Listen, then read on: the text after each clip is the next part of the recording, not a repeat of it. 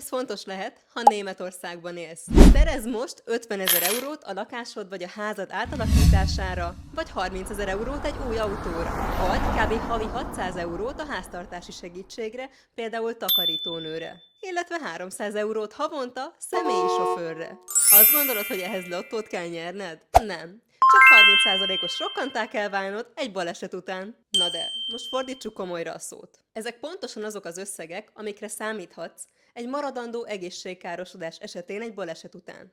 Sokan súlyosan alábecsülik egy baleset következményeit. Vagy azt hiszik, hogy a német állam majd mindent fedez. Valóság viszont egészen más. A magas, egyszeri költségeket az állam nem fizeti. Az ápolási támogatás sokszor annyira alacsony, hogy még egy háztartási segítséget sem fedez. Egy magánbalesetbiztosítással már kis havidíjért is erős védelmet kaphatsz. Ne várd meg, amíg megtörténik a baj. Gondoskodj most a biztonságodról. Magyar nyelven is mindent elmagyarázunk, hogy eligazodj a német biztosítási dzsungelben. És ne felejts el követni minket a közösségi médiában, ahogy azt már több mint 55 000 ember teszi. Kövesd a minőséget. Kövesd Kevin Resslert!